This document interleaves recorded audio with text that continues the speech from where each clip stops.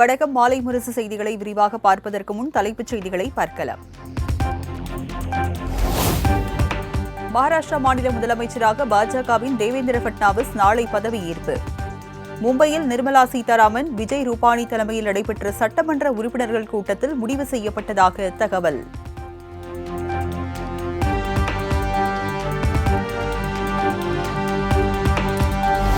பஞ்சாப் முன்னாள் துணை முதலமைச்சர் சுக்பீர் சிங் பாதல் மீது மர்ம நபர் துப்பாக்கிச் சூடு நடத்த முயன்றதால் பரபரப்பு. அமிர்தசரஸ் பொற்கோவில் முன்பு துப்பாக்கிச் சூடு நடத்தியவரை அங்கிருந்தவர்கள் போலீசில் ஒப்படைத்தனர்.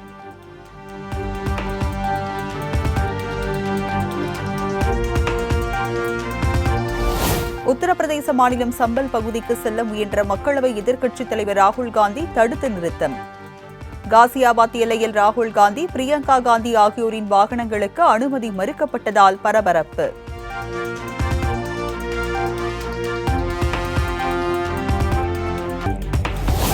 சம்பல் வன்முறையால் பாதிக்கப்பட்ட மக்களுக்கு தடையை மீறி ஆறுதல் கூற சென்ற ராகுல் காந்தி சென்றதால் பரபரப்பு. எல்லையில் தடுத்து நிறுத்திய போலீசாருக்கும் காங்கிரஸ் கட்சியினருக்கும் இடையே தள்ளுமுள்ளு.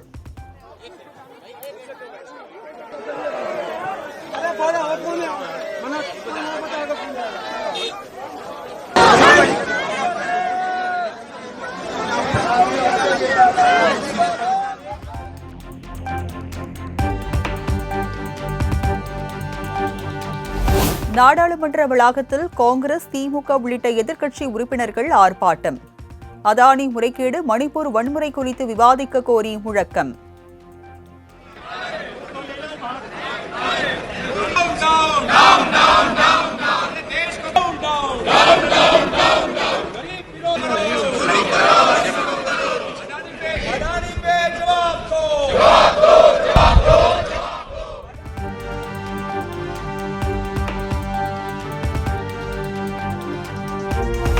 தேசிய கடற்படை தினத்தையொட்டி சென்னை மெரினாவில் நடைபெற்ற வாகன அணிவகுப்பு.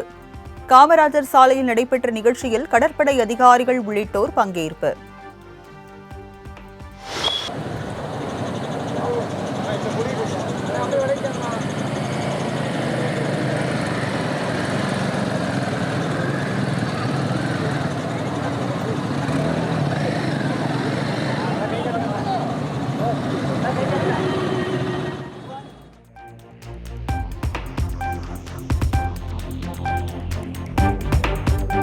கடற்படை வீரர்களின் அர்ப்பணிப்புடன் கூடிய பணி நாட்டின் பாதுகாப்பை உறுதி செய்கிறது.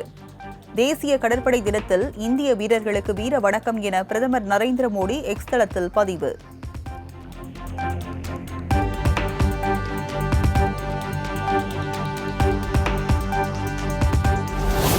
மழையால் பாதிக்கப்பட்ட மாணவர்களுக்கு புது நோட்டு புத்தகங்கள் விரைவில் வழங்கப்படும். அரையாண்டு தேர்வு எழுத முடியாமல் உள்ள பள்ளிகளில் ஜனவரி மாதம் முதல் வாரத்தில் தேர்வு நடத்த திட்டமிட்டுள்ளதாக அமைச்சர் அன்பில் மகேஷ் பேட்டி. இப்போதைக்கு இந்த 9ஆம் தேதியிலிருந்து அரையாண்டு நடைபெற இருக்கின்ற எந்த ஒரு மாற்றமும் இல்லை. எங்கே அதிகம் பாதிக்கப்பட்டிருக்கிறது, நடத்தவே முடியாது என்கின்ற விதத்தில் எங்கெங்கெல்லாம் எங்களுக்கு தகவல் வருகின்றதோ அங்கே இருக்கிறதுக்கு மட்டும் நான் சொன்ன மாதிரி ஜனவரி மாதம் அதுக்கான தேர்வுகள் கண்டிப்பாக நடக்கும்.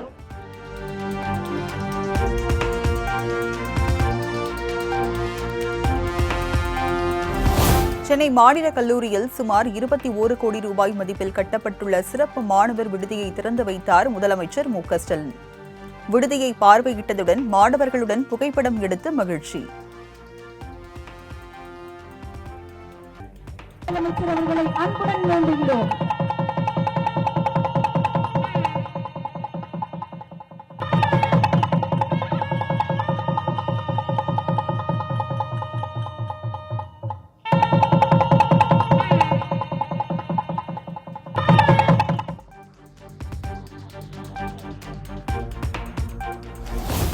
எடப்பாடி பழனிசாமி தலைமையிலான அதிமுக ஆட்சியில் கட்டியவுடனே 7 பாலங்கள் இடிந்து விழுந்த வரலாறு உண்டு. 38 ரயில் மேம்பாலங்கள் திமுக ஆட்சியில்தான் கட்டி முடிக்கப்பட்டது என இபிஎஸ்க்கு அமைச்சர் ஏவா வேலு பதில்.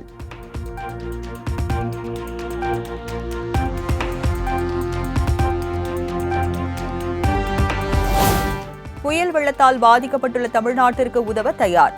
சவாலான சூழலில் தமிழக மக்களுக்கு கேரள அரசு உறுதுணையாக இருக்கும் என்றும் கேரள முதலமைச்சர் பினராயி விஜயன் எக்ஸ் தளத்தில் பதிவு.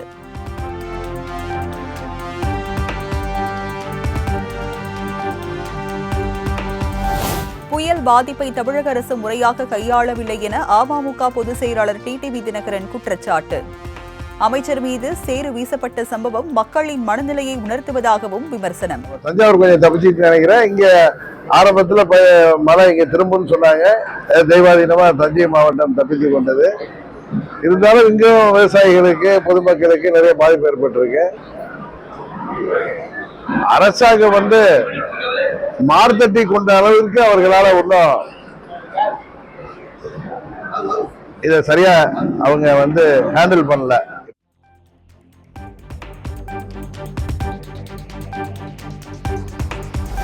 விழுப்புரம் மாவட்டத்தில் கனமழை காரணமாக தொற்றுநோய் பரவாமல் தடுக்கும் வகையில் நடமாடும் மருத்துவ வாகன சேவை தொடக்கம்.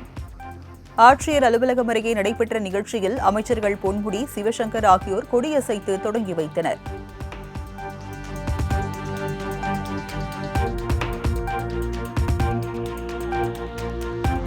விழுப்புரம் ஐயனம்பாளையத்தில் வெள்ளத்தால் பாதிக்கப்பட்ட மக்கள் அடிப்படை வசதிகள் செய்து தர கோரி போராட்டம். சென்னை திருச்சி நெடுஞ்சாலையில் 2 கிலோமீட்டர் தூரத்திற்கு வாகனங்கள் அணிவகுத்து நிற்பதால் போக்குவரத்து பாதிப்பு.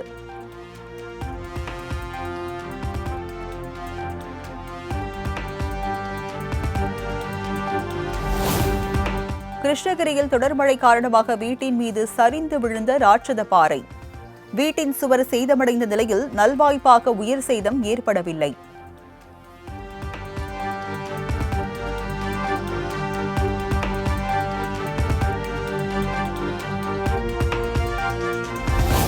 மதுரை விமான நிலைய விரிவாக்கத்திற்கு நிலம் கையகப்படுத்தும் விவகாரம். சின்ன உடைப்பு கிராம மக்கள் மீண்டும் தர்ணா போராட்டம்.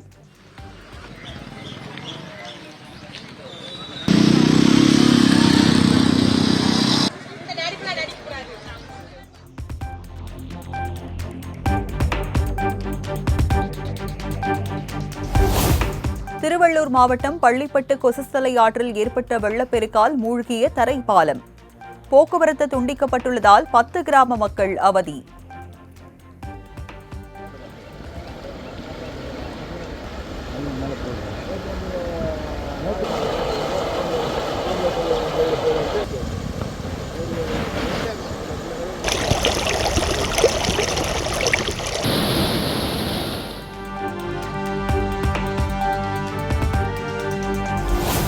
விழுப்புரத்தில் பெஞ்சல் புயலால் பாதிக்கப்பட்ட மக்களுக்கு உணவு தயாரிக்கப்படும் இடத்தில் உணவுத்துறை முதன்மை செயலாளர் ராதாகிருஷ்ணன் ஆய்வு. தரமான முறை உணவு தயாரிப்புக்கு குறித்து ஊழியர்களுக்கு அறிவுறுத்தல்.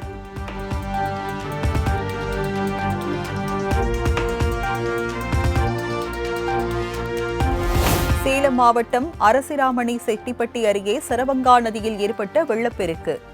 எடப்பாடி ஈரோடு இடையேயான பிரதான சாலையில் 5 அடி உயரத்திற்கு தண்ணீர் தேங்கியுள்ளதால் போக்குவரத்து பாதிப்பு.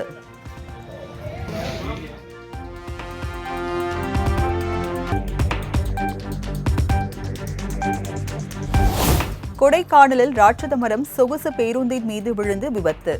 ஆட்கள் நடமாட்டம் இல்லாத அதிகாலை வேளையில் மரம் சாய்ந்ததால் பெரும் சேதம் தவிர்ப்பு.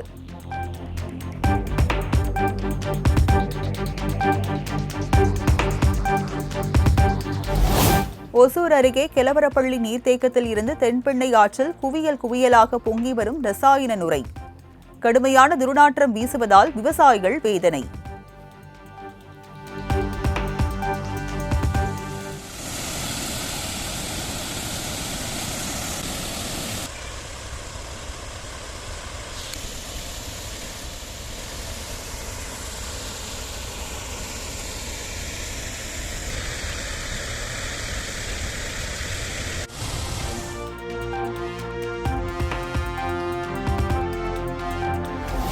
கனமழை எச்சரிக்கையால் நிறுத்தி வைக்கப்பட்டிருந்த உதகை மலை ரயில் சேவை மீண்டும் தொடங்கியது. உற்சாகமுடன் ரயில்களில் பயணித்த சுற்றுலா பயணிகள்.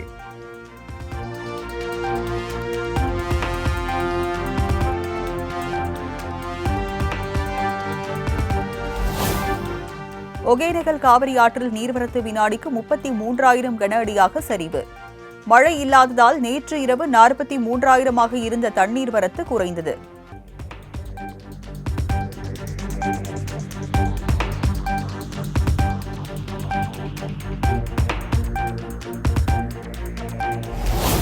விருதுநகர் மாவட்டம் வெம்பக்கோட்டை விஜய கரிசல் குளத்தில் நடைபெற்று வரும் 3ஆம் கட்ட அகழாய்வு பணி. சுடுமண்ணாலான மணி, சங்கு, வளையல்கள் என இதுவரை 2600க்கும் மேற்பட்ட பழங்கால பொருட்கள் கண்டெடுப்பு.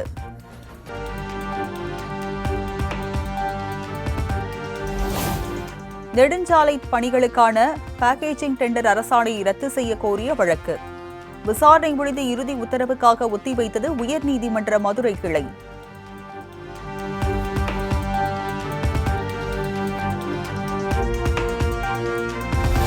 சென்னை வள்ளுவர் கோட்டத்தில் செவிலியர் பயிற்சி பெற்ற அங்கன்வாடி ஊழியர்கள் ஆர்ப்பாட்டம். பணி நியமனம் செய்ய வேண்டி 100க்கும் மேற்பட்டோர் கைகளில் பதாகைகளை ஏந்தி அரசுக்கு எதிராக முழக்கம். கிராம சுகாதார செவிலியர் பயிற்சி பெற்ற அங்கன்வாடி ஊழியர் செவிலியர் பயிற்சி குறித்த அங்கன்வாடி உடனடியாக வழங்கிடுக.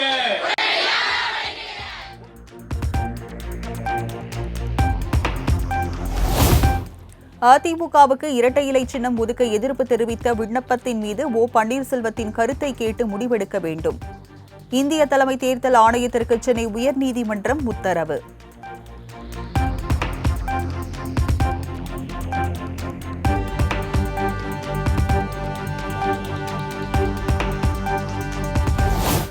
வங்கதேசத்தில் இந்துக்கள் மீதான வன்முறை நிகழ்வுகளை தடுத்து நிறுத்த வலியுறுத்தல். சென்னை எழும்பூரில் இந்து அமைப்பினர் சார்பில் ஆர்ப்பாட்டத்தில் போலீசாருடன் வாக்குவாதத்தில் ஈடுபட்டதால் பரபரப்பு.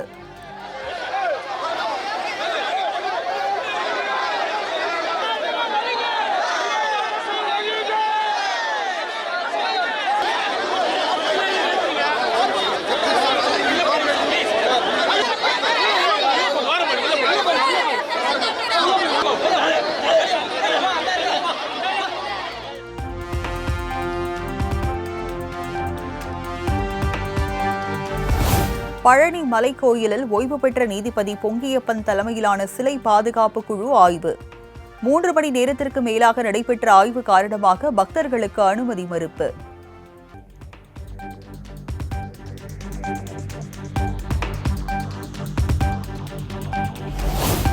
சென்னை ஓமந்தூரார் அரசு மருத்துவக் கல்லூரி விடுதியில் 1ஆம் ஆண்டு மாணவர்களை ஹோம்வொர்க் எழுத சொல்லி ராகிங் செய்த விவகாரம். 3ஆம் ஆண்டு மாணவர்களை 3 விடுதியில் இருந்து 6 மாதங்கள் நீக்கியும் தலா 25,000 ரூபாய் அபராதம் விதித்தும் உத்தரவு.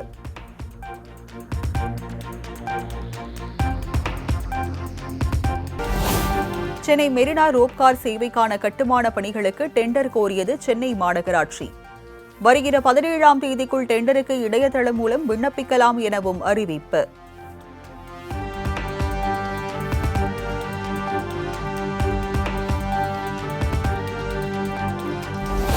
நடுவானில் ஏற்பட்ட தொழில்நுட்ப கோளாறால் சென்னையில் தரையிறங்க முடியாமல் மீண்டும் லண்டனுக்கு திரும்பி சென்ற விமானம். அதிகாலை சென்னை திரும்ப வேண்டிய விமானம் 8 மணி நேரம் தாமதமாக இன்று பிற்பகலில் வந்து சேர உள்ளதாக தகவல்.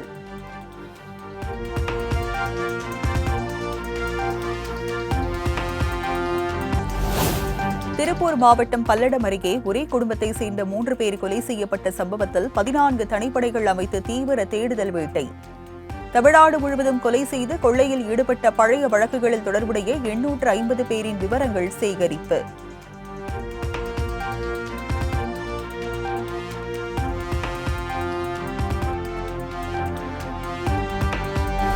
சென்னையில் கல்லூரி மாணவர்களுக்கு கஞ்சா சப்ளை செய்த விவகாரம். நடிகர் மன்சூர் அலிகானின் மகனை கைது செய்த போலீசார்.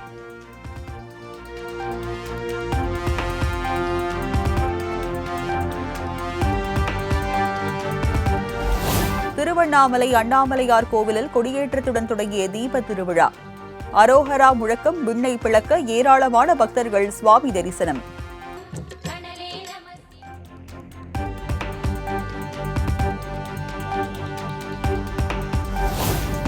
கேரள மாநிலம் சத்திரம் புல்லுமேடு வழியாக சபரிமலை செல்லும் பாரம்பரிய கானக பாதை இன்று திறப்பு. கனமழை காரணமாக தற்காலிகமாக மூடப்பட்ட நிலையில் இடுக்கி மாவட்ட ஆட்சியர் விக்னேஸ்வரி அறிவிப்பு.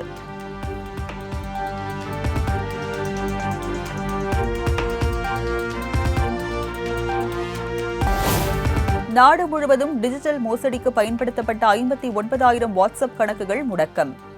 மக்களவையில் மத்திய உள்துறை இணையமைச்சர் சஞ்சய் குமார் அறிவிப்பு.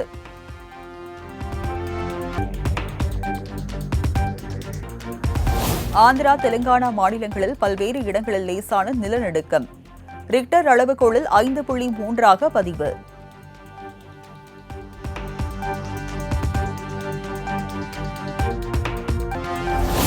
வங்கதேசத்தில் இந்துக்கள் உள்ளிட்ட சிறுபான்மையினர் மீதான வன்முறை நிகழ்வுகளை உடனடியாக தடுத்து நிறுத்த வலியுறுத்தல். அமெரிக்காவின் வாஷிங்டன் நகரில் கைகளில் பதாகைகளுடன் பொதுமக்கள் போராட்டம்.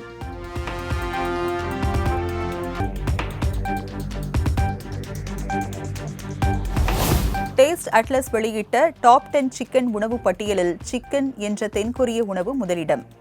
தமிழ்நாட்டில் அறிமுகமானதாக சொல்லப்படும் சிக்கன் 65க்கு 3வது இடம்.